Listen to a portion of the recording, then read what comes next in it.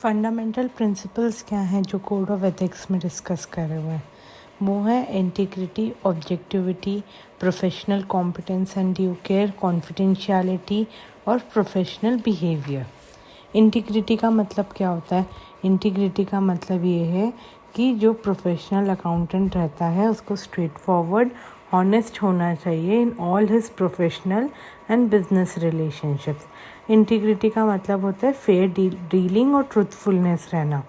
अगर आपको पता है कि ये चीज़ में इंफॉर्मेशन गलत है, फॉल्स है, मिसलीडिंग है, या जो स्टेटमेंट्स दिए हैं वो नेग्लिजेंटली दिए हैं, या आपने कोई ऐसी इन्फॉर्मेशन ओमिट कर दी जिससे वो पूरी इन्फॉर्मेशन जो दी है आपने वो मिसलीडिंग हो गई है, तो अगर आपको पता है कि ये सब हुआ है तो आप अपना एसोसिएशन वो रिपोर्ट से हटा दो।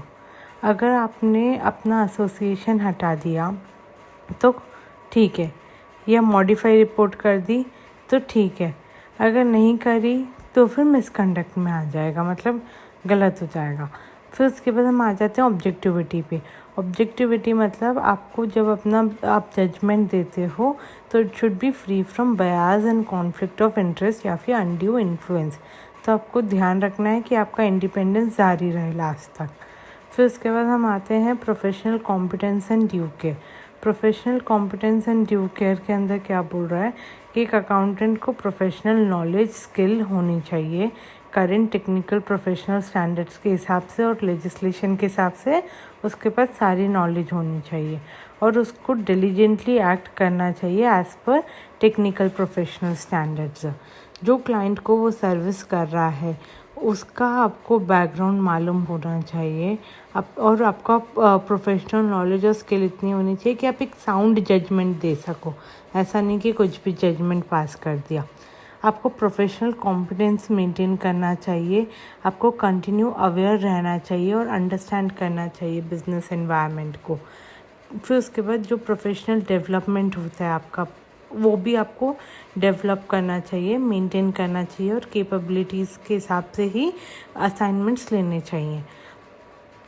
आपको डिलीजेंटली अपना एक्ट कंप्लीट करना चाहिए, रिस्पॉन्सिबिलिटी कंप्लीट करनी चाहिए केयरफुली, थरोली और टाइमली बेसिस पे। और ये सब कंप्लाई करते हुए यानी कि प्रोफेशनल कॉम्पिटेंस एंड ड्यू के आपको रीज़नेबल स्टेप्स लेने हैं ये इंश्योर करने के लिए कि आप प्रोफेशनल कैपेसिटी में काम कर रहे हो या नहीं कर रहे हो। अब हम आते हैं कॉन्फिडेंशियलिटी पे। कॉन्फिडेंशियलिटी में क्या बोलता है कि एक अकाउंटेंट को कॉन्फिडेंशियल होना चाहिए इन्फॉर्मेशन से रिलेटेड, यानी कि आपको कोई भी इन्फॉर्मेशन जो आपने गैदर करी है प्रोफेशनल या फिर एम्प्लॉयमेंट रिलेशन में उसको किसी और को पास नहीं करना है। Be alert to the possibility of inadvertent disclosure. ठीक है, आपको कोई गलत डिस्क्लोजर है उससे रिलेटेड भी ध्यान रखना है। कॉन्फिडेंशियलिटी मेंटेन करनी है विद इन द फर्म या फिर एम्प्लॉइंग ऑर्गेनाइजेशन। ठीक है, disclose by the prospective client, और जो भी इंफॉर्मेशन डिस्क्लोज करी है क्लाइंट ने या एम्प्लॉयर ने उसके ऊपर आपको ध्यान देना है कि वो कॉन्फिडेंशियलिटी आप मेंटेन करके रखो। वो फर्म के बाहर नहीं जानी चाहिए ऐसी इंफॉर्मेशन विदाउट स्पेसिफिक अथॉरिटी, या फिर आपकी कोई लीगल या प्रोफेशनल ड्यूटी आड़े आ रही है या फिर राइट टू डिस्क्लोज मिला हुआ है आपको जब तक कोई भी इंफॉर्मेशन डिस्क्लोज नहीं करनी है। कॉन्फिडेंशियल इन्फॉर्मेशन को आप अपने पर्सनल गेन के लिए भी नहीं यूज़ कर सकते हो। आपको रिलेशनशिप ख़त्म होने के बाद भी क्लाइंट के साथ आपको वो कॉन्फिडेंशियलिटी को जारी रखना पड़ेगा। रीज़नेबल स्टेप्स लेने पड़ेंगे कि आप कॉन्फिडेंशियल रहो पूरे प्रोसेस में। हमने देखा कि हम इंफॉर्मेशन को 3 जगह डिस्क्लोज़ कर सकते हैं। अगर लॉ ने बोला है, ठीक है, या क्लाइंट ने बोला है हमारे, या फिर हमारा प्रोफेशनल ड्यूटी है, हमारा राइट टू डिस्क्लोज़ है। जैसे कि पीयर रिव्यू, क्वालिटी रिव्यू जब होता है, कोई इन्वेस्टिगेशन या इंक्वायरी चल रही हो वहाँ पे रिस्पॉन्ड करना ज़रूरी हो, या फिर आपको अपना प्रोफेशनल इंटरेस्ट बचाने के लिए, आपको अपना प्रोफेशनल इंटरेस्ट को प्रोटेक्ट करने के लिए आपको इन्फॉर्मेशन बतानी पड़ रही हो, टेक्निकल प्रोफेशनल स्टैंडर्ड्स को कंप्लाई करने के लिए इन्फॉर्मेशन बतानी हो तो ठीक है, वरना आप डिस्क्लोज़ नहीं कर सकते कोई भी इंफॉर्मेशन को। फिर हम आ जाते हैं प्रोफेशनल बिहेवियर। तो आपको प्रोफेशनल बिहेवियर एक्सरसाइज करना है आपको रिलेवेंट लॉज और रेगुलेशन के हिसाब से। प्रोफेशनल बिहेवियर का मतलब क्या हो गया कि आप जैसे रिप्रेजेंटेशन कर रहे हो तो आप ढंग से रिप्रेजेंट करो, ऑनेस्ट रहो, ट्रुथफुल रहो, कुछ भी आपको गलत काम नहीं करना है। नेक्स्ट क्वेश्चन है हमारा कि हम थ्रेट्स को कैसे इवैल्यूएट कर सकते हैं और सेफगार्ड कैसे कर सकते हैं। तो थ्रेट्स को इवैल्यूएट वगैरह करने के लिए उन्होंने एक फ्रेमवर्क दिया हुआ है, उसमें 3 पॉइंट है। पहले तो आप थ्रेट को आइडेंटिफाई करो कि आप उनका कंप्लायंस कर सको। फिर उसके बाद आप इवैल्यूएट करो जो थ्रेट्स को आपने आइडेंटिफाई किया है। फिर उसके बाद आप एड्रेस करो कि उन पे क्या क्या थ्रेट है और वो उस चीज़ को एलिमिनेट या फिर रिड्यूस कर दो to an acceptably lower level. तो अब हम पहले थ्रेट्स को आइडेंटिफाई करते हैं। तो there is a self interest threat, self review threat, advocacy threat, familiarity threat, intimidation threat. Self interest threat में क्या है, आपका फाइनेंशियल या फिर अदर इंटरेस्ट है जो आपके जजमेंट को इफ़ेक्ट कर रहा है। सेल्फ रिव्यू थ्रेट क्या हो गया, जो काम आपने किया है वो खुद आप ही रिव्यू कर रहे हो, तो इससे क्या होएगा, जो काम रिव्यू करने में आया हुआ है वो अच्छे से रिव्यू नहीं हो पाएगा। अब हम आते हैं एडवोकेसी थ्रेट पर। एडवोकेसी थ्रेट क्या बोलती है, this threat that a professional accountant will promote a clients या फिर एम्प्लॉइंग, यानी कि आपको ऑब्जेक्टिव रहना है। एडवोकेसी के अंदर ऑब्जेक्टिविटी के बारे में बोला हुआ है। फेमिलियरिटी थ्रेट के अंदर आप सिंपैथी दिखा के उनका काम एक्सेप्ट कर लो, क्योंकि आपका लॉन्ग डिस्टेंस रिलेशन है उनके साथ, लॉन्ग रिलेशनशिप है, लॉन्ग क्लोज रिलेशनशिप, तो फेमिलियरिटी थ्रेट आ गया। इंटिमिडेशन थ्रेट में क्या होता है, the threat which is actual perceive pressures, undue influences, तो सेल्फ इंटरेस्ट थ्रेट। हम सर्कमस्टांसेस देख रहे हैं सेल्फ इंटरेस्ट थ्रेट के। सेल्फ इंटरेस्ट थ्रेट के सर्कमस्टांसेस क्या है, फाइनेंशियल इंटरेस्ट है, अनड्यू डिपेंडेंस है, क्लोज बिजनेस रिलेशनशिप है, या पॉसिबिलिटी है कि हमारा क्लाइंट छूट जाएगा हमसे, पोटेंशियल एम्प्लॉयमेंट है विथ क्लाइंट। तो ये हो गया सेल्फ इंटरेस्ट थ्रेट। उसके बाद आता है सेल्फ रिव्यू थ्रेट, यानी कि हम खुद का काम खुद ही चेक कर रहे हैं। तो लोन टू और from an assurance client, incentive compensation मिल रहा हो, कुछ कॉर्पोरेट एसेट्स हम यूज़ कर रहे हैं अपने पर्सनल यूज़ के लिए, हमें कोई गिफ्ट या स्पेशल ट्रीटमेंट मिल रहा है, तो हम रिव्यू नहीं कर पाएंगे वो काम को अच्छे से। फिर उसके बाद एडवोकेसी थ्रेट्स के 3 पॉइंट्स हैं। Promoting shares in an entity when the entities financial statements audit client, ठीक है, लिटिगेशन या डिस्प्यूट, और lobbying in favour of legislation on behalf of the client. Familiarity threat क्या हो गया कि हमारा क्लोज इमीडिएट फैमिली रिलेशनशिप है, हम उसके एम्प्लॉय थे, सिग्निफिकेंट इन्फ्लुएंस है, या फिर long association of an audit team member है। और इंटिमिडेशन थ्रेट्स क्या हो गए, अभी हमने जो देखा फेमिलियरिटी था, इंटिमिडेशन में क्या हो गया, बीइंग थ्रेटेंड विद डिसमिसल और रिप्लेसमेंट ऑफ द पोजीशन, ठीक है, या फिर हमें प्रेशर फील हो रहा है कि हमें क्लाइंट्स हमारा जो है वो ज़्यादा एक्सपर्टीज़ है, हम उनको मैच नहीं कर पा रहे हैं। अब देखते हैं हम कि मेंबरशिप कैसे ले सकते हैं हम इंस्टीट्यूट की। तो आपका नाम रजिस्टर में एंटर होना चाहिए और आपको सर्टिफिकेट मिलना चाहिए मेंबरशिप का। और ये जो सर्टिफिकेट रहेगा और जो रजिस्टर में हम नाम वाम लिखते हैं वो उसमें क्या क्या डिटेल्स रहती है, नाम रहता है, डेट ऑफ एंट्री रहती है, क्वालिफिकेशन, COP वगैरह रहेगा। Disabilities for the purpose of membership section 8 में बताया हुआ है।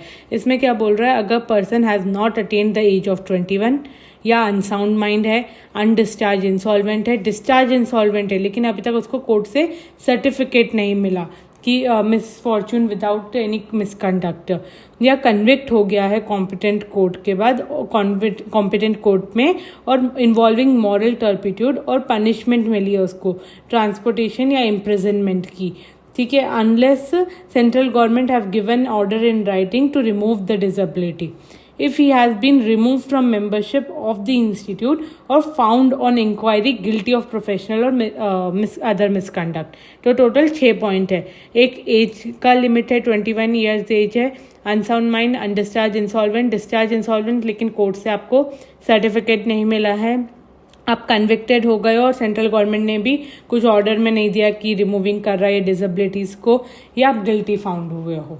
अब types of members of the institute में हम देखते हैं कि एसोसिएट और फेलो मेंबर्स होता है। एसोसिएट मेंबर ACA लिखता है, फेलो मेंबर्स FCA लिखता है। फेलो मेंबर्स कौन होता है? जो प्रैक्टिस में है 5 साल से कंटिन्यूसली, वो FCA में आ जाता है। Continuous practice for the 5 years is compulsory, ठीक है। और removal of name from the register अगर हम देखें तो किसका नाम निकाला जाता है? जो डेड हो गया है, मतलब जो मर चुका है, और अगर रिक्वेस्ट कुछ ऐसी मिली है to that affect, and who has not paid any membership fees, या उसको सेक्शन 8 की डिसेबिलिटीज़ आ गई। कौन सी? वही 6 डिसेबिलिटीज़। हम क्या मेंबरशिप रेस्टोर कर सकते हैं? हाँ, रिस्टोर कर सकते हैं। अगर आपने रेस्टोरेशन की फ़ीस सेम साल में भर दी है तो ऐसा माना जाएगा कि मतलब effect from the date on which it was remove from the register. अब समझो मैंने आज निकाली तो मैं आज से ही उसको कंटिन्यू मेंबरशिप काउंट कर लूँगी। लेकिन अपीलेट अथॉरिटी या हाई कोर्ट के ऑर्डर से निकाला हुआ था आपका नाम, तो फिर वो ऑर्डर के हिसाब से हम वापस आपको मेंबरशिप में रिस्टोर कर देंगे। अदर केसेस में affect from the date on which application and fees is received. Penalty क्या है? अगर आप मेंबर नहीं हो और आप क्लेम कर रहे हो कि मैं मेंबर हूँ, इसकी पेनाल्टी क्या है? इसकी पेनाल्टी ये है कि 1000 रुपीज़, ठीक है, and on any subsequent conviction with imprisonment up to 6 months और फाइन अप टू 5000 या फिर बोथ। अगर आपने फर्स्ट टाइम ही किया है तो 1000, नहीं तो फिर इम्प्रिजनमेंट तक का भी हो सकते हैं 6 महीने की, और फाइन भी बढ़ जाएगा 5 गुना, 5000 हो जाएगा। अब हम बात कर रहे हैं कि चार्टर्ड अकाउंटेंट इन प्रैक्टिस की। तो मेंबरशिप ऑफ इंस्टीट्यूट मिलती है, सर्टिफिकेट ऑफ प्रैक्टिस होता है और उसको deem to be in practice माना जाता है। इसमें एक केस था कि अगर आप एक बार मेंबरशिप में रजिस्टर हो गए तो आपको ऐसा ही ट्रीट किया जाएगा कि आप हर वक्त ही मेंबर हो इंस्टीट्यूट के, ठीक है। और आपको कोई भी ऐसा काम नहीं करना जो इंस्टीट्यूट मना कर रहा है, आपको एथिकल रहना है। इसमें एक बार एक केस लॉ आया था कि वो प्रोविजन से बाउंड है या नहीं है। जैसे इनकम टैक्स ट्राइब्यूनल के सामने वो टैक्स कंसल्टेंट भी जा सकता है, वो CA भी जा सकता है। तो अगर आपने एक बार CA की मेंबरशिप ले ली तो आप CA ही काउंट होगे। Only in his capacity as chartered accountant you can go and represent in front of income tax office. तो अगर आपको सस्पेंशन मिला है कि आप प्रैक्टिस नहीं कर सकते हो, तो आप प्रैक्टिस नहीं कर सकते हो कोई दूसरी कैपेसिटी में भी। अब ऐसा नहीं कि टैक्स कंसल्टेंट बता के इनकम टैक्स अथॉरिटी के पास चले जाओ। तो you should not appear before various tax authorities and other bodies before whom you could have been appeared as a capacity of member of institute, ये बोला हुआ है ये वाले केस लॉ में। फिर उसके बाद cancellation and restoration of certificate of practice.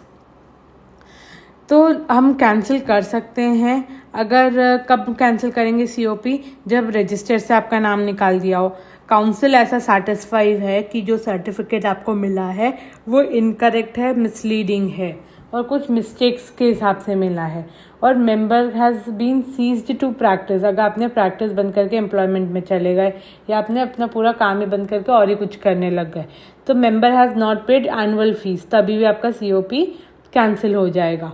और जब COP आपका कैंसिल होएगा आपको सरेंडर करना पड़ेगा सेक्रेटरी के सामने। अब हम देखते हैं डीम्ड टू बी प्रैक्टिस क्या आता है।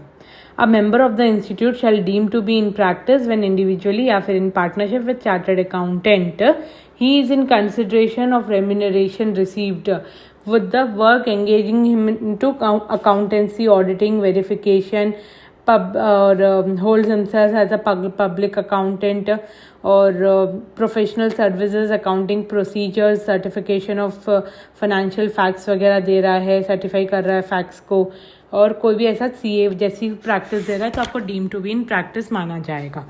अब हमने एक देखा है कि मैनेजमेंट कंसल्टेंसी सर्विसेज होती हैं।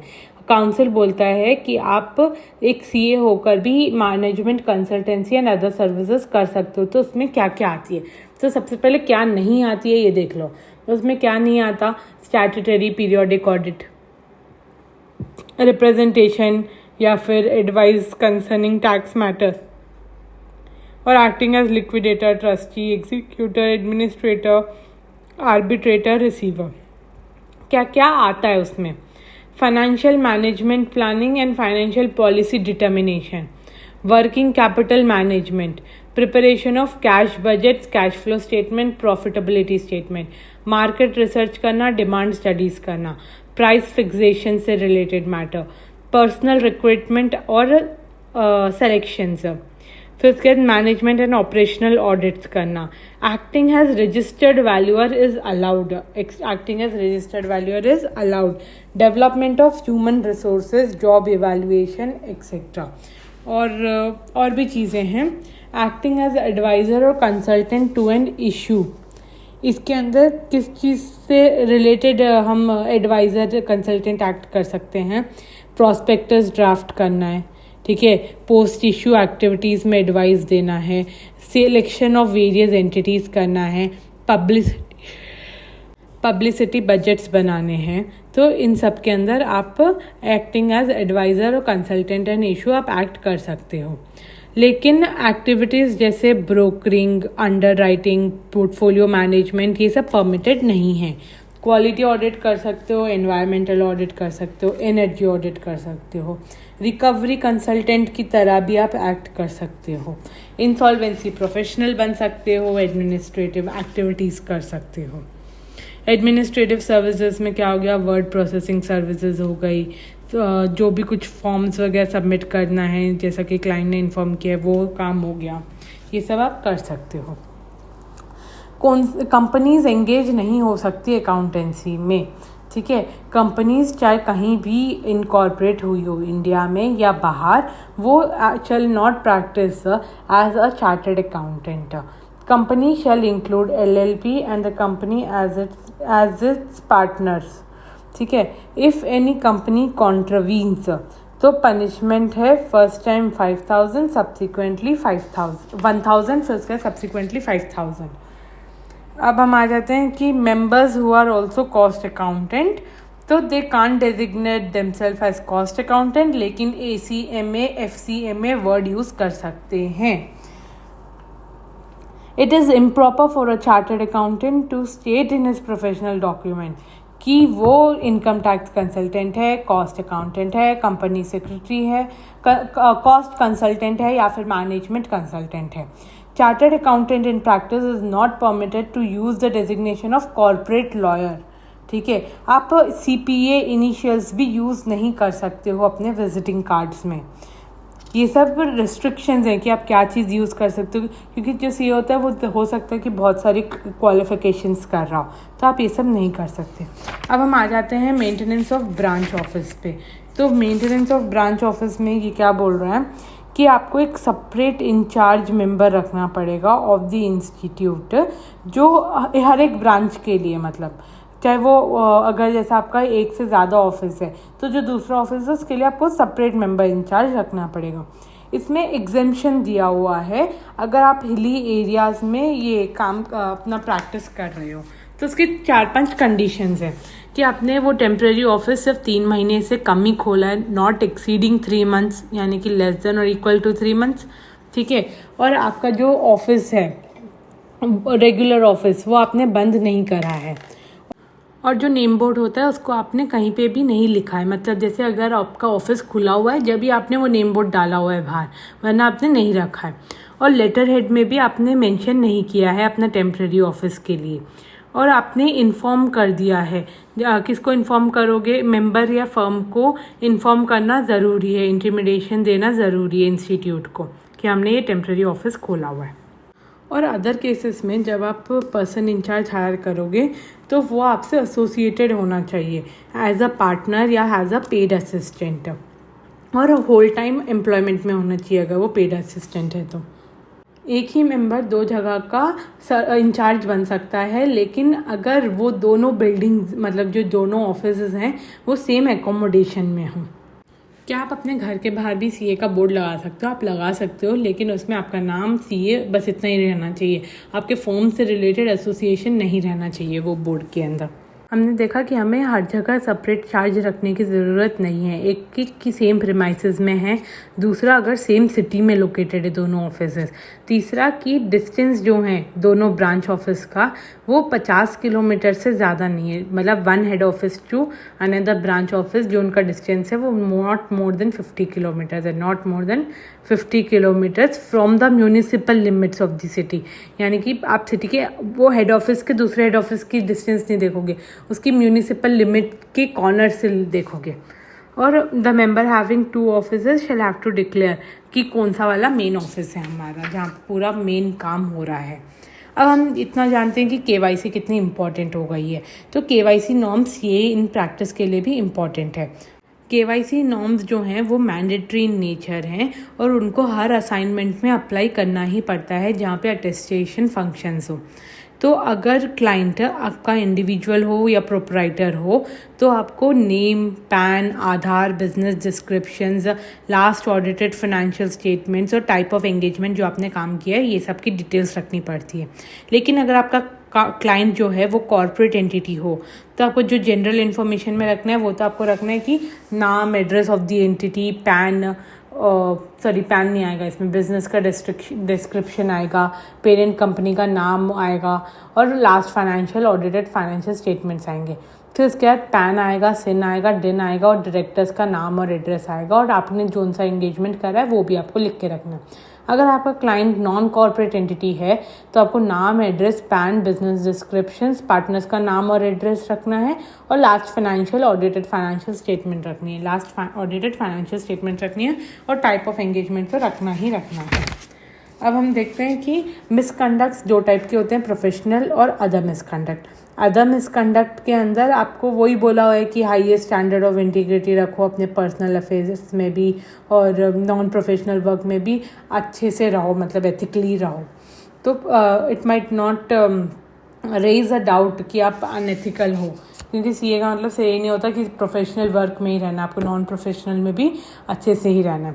अब इसमें थोड़े से अदर मिसकंडक्ट के एग्जांपल्स दिए हुए हैं, जैसे कि अगर आपने क्लाइंट की बुक्स रिटेन कर दी विदाउट एनी कॉज, ठीक है, मटेरियल मिसरिप्रेजेंटेशन कर दिया है, ठीक है, आपने आर्टिकल और ऑडिट असिस्टेंट को ढंग से काम नहीं करवाया और उनसे बेफालतू का काम करा रहे हो, और कन्विक्टेड हो bye competent court, miss appropriation of money by the office bearer, ठीक है, not replying with in the reasonable time without a good cause, और आपने अपने बेडरूम के अलमीरा में रिकॉर्ड्स रखे हुए हैं क्लाइंट के, ये भी गलत है।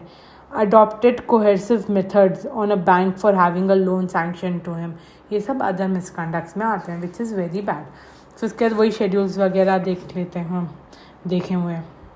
अब हम देख लेते हैं काउंसिल गाइडलाइंस। काउंसिल गाइडलाइंस 2008 में दी हुई थी और इसमें आपको बोला हुआ है कि maintenance of books of accounts, यानी कि हर एक मेंबर ऑफ इंस्टीट्यूट जो प्रैक्टिस कर रहा है उसको कैश बुक और लेजर मेंटेन करनी पड़ेगी। Maintenance of book is mandatory. फिर उसके बाद टैक्स ऑडिट असाइनमेंट्स जो 44 AB में आपको मिलते हैं, उसके अंदर आपको नंबर ऑफ टैक्स असाइनमेंट्स देखने पड़ेंगे, जो भी प्रेस्क्राइब नंबर है उससे ज़्यादा आप नहीं रख सकते हो। और इसका कैलकुलेशन तो आता ही है, वो 60 ऑडिट्स हैं तो एक इंडिविजुअल है तो 60, फर्म है तो जितने पार्टनर्स हैं 5 पार्टनर हैं तो 5 × 60 इतने ऑडिट्स कर सकते हो आप, ये वो वाली लिमिट आ गई। फिर उसके बाद वही ऑडिट असाइनमेंट है, उसके अंदर shall not hold any at the time of the appointment more than the specified number of audit as per section 141 of the companies act. तो अगर वो बोलते हैं 30 असाइनमेंट्स रखने तो 30 असाइनमेंट्स ही रखने हैं, और वैसे ही वो फर्म का 30 × जितने पार्टनर्स हैं वो देख लेंगे हम। अब आ जाते हैं appointment of stat auditor. A member should not accept the appointment as a stat auditor जब and any other public company when he accepts other work or assignments in regard to the same company. तो ये limit किसके लिए, जिसका turnover 50 crore या उससे ज़्यादा है, more than equal to 50 crore है, तो आप एक्सेप्ट मत करो। वो बोलता है क्या एक्सेप्ट मत करो, स्टैट्यूटरी ऑडिट के साथ दूसरा वर्क के अंदर क्या हो गया, जैसे आपने कोई दूसरे स्टैट के अंदर ऑडिट कर रहे हो, सर्टिफिकेशन वर्क कर रहे हो, रिप्रेजेंटेशन कर रहे हो, तो ये सब काम मत करो। Appointment of an auditor when he is indebted to the concern. अगर आप इंडेटेड हो तो आप काम मत करो। फर्म, रिलेटिव, मेंबर, पार्टनर कोई भी इंडेटेड हो तो काम नहीं करेगा। और लिमिट इसमें 1 लाख की, वरना जो भी लिमिट हो और कहीं फिक्स है तो वो वाली लिमिट देख लेंगे। अब यूडिन गाइडलाइंस भी इंपॉर्टेंट हो गई। यूडिन गाइडलाइंस क्या बोलती है? यूडिन हम इसलिए जनरेट करते हैं कि पहले क्या होता था कि लोग फॉल्स सर्टिफिकेशन करा लेते थे। कोई जो सीए नहीं है, जो सर्टिफाई नहीं कर सकता, वो सर्टिफाई कर करके दे रहा है। तो इससे क्या होता है, बैंक लोन्स वगैरह सैंक्शन कर दे रहा था। तो बैंक्स को बचाने के लिए और ये माल प्रैक्टिसेस को कम करने के लिए काउंसिल यूडिन के कॉन्सेप्ट के साथ आया। यूडिन को मैंडेटरी कर लिया। ये कोई रिकमेंडरी मेजर्स नहीं है, ये मैंडेटरी है कि आपको जो भी आप अटेस्टेशन फंक्शंस करते हो, tax audit report, GST certifications जो भी करते हो, उन सब में आपको यूडिन जनरेट करना पड़ता है। और a member of the institute in practice shall generate the UDIN for all kinds of certifications, GST, tax audit report, other audit, assurance work, attestation work. ठीक है, वही चीज़ को वापस लिखा हुआ है कि for all certificates, GST, tax audit and other audit and attestation work. अब हम लोगों में आ जाते हैं। तो लोगो वही आप सीए वाला यूज़ कर सकते हो, कोई और लोगो यूज़ नहीं कर सकते। ब्लू कलर डिनोट करता है, कॉर्पोरेट कलर होता है। ठीक है, it not only stands out in the background but also denotes the creativity and innovativeness, knowledge, integrity. Green colour growth, prosperity, harmony, ये सब डिसाइड करता है। और अपसाइड डाउन टिक विजडम और वैल्यू ऑफ द प्रोफेशन बताता है। फिर अगर हम देखें वेबसाइट में, तो चार्टर्ड अकाउंट अपनी वेबसाइट बना सकता है। पुश मॉडल पे नहीं होनी चाहिए, पुल मॉडल पे होनी चाहिए। और फॉर्मेट वगैरह कोई भी प्रिस्क्राइब नहीं है, लेकिन आप कोई भी पुश मॉडल पे नहीं बना सकते। पुल रिक्वेस्ट रहेगी, मतलब पुश नहीं करोगे आप। और ये पुल का मतलब क्या है कि आप ऐसे बार बार ऐसे वो आते हैं ना पॉपअप, उस टाइप का नहीं दिखाओगे, एक नॉर्मल दिखाओगे। आप अपने क्लाइंट्स वगैरह के नाम, ये सब फीस चार्ज, ये सब नहीं दिखा सकते हो। आप अपना एम्प्लॉय बता सकते हो, उनका एक्सपीरियंस बता सकते हो, पार्टनर्स बता सकते हो, उनका एक्सपीरियंस बता सकते हो, job vacancies, number of article assistants, ये सब बता सकते हो। ठीक है, आपका ईयर ऑफ इस्टेब्लिशमेंट बता सकते हो, telephone number, fax number, email address बता सकते हो। सर्विसेज जो आप प्रोवाइड करते हो वो भी आप बता सकते हो, लेकिन वही पुल मॉडल पे, पुश मॉडल पे नहीं दिखा सकते। आप पासपोर्ट साइज़ फ़ोटोज़ दिखा सकते हो, उससे ज़्यादा कोई फ़ोटोज़ नहीं दिखा सकते। आप सोशल मीडिया नेटवर्किंग साइट का लिंक प्रोवाइड कर सकते हो। और कुछ भी सोलिसिटिंग क्लाइंट वगैरह से रिलेटेड काम नहीं होना चाहिए, एडवर्टीजमेंट नहीं होना चाहिए फालतू। और अब गवर्नमेंट साइट्स यानी कि आईसीआई से रिलेटेड साइट्स, इन सब से की साइट का आप लिंक भी प्रोवाइड कर सकते हो। टेलीफोन डायरेक्टरी वगैरह में आप अपना नाम दिखा सकते हो क्या फर्म का? हाँ, दिखा सकते हो। कोई एक्स्ट्रा पेमेंट देके नहीं दिखाना है, नॉर्मल ऑर्डर में दिखाना है, ABCD वाले ऑर्डर में। ठीक है, और ऐसे नहीं कर सकते कि पैसे दे के अपना नाम ऊपर ऊपर दिखा दिया। बस अब यहाँ ख़त्म होता है हमारा प्रोफेशनल एथिक्स।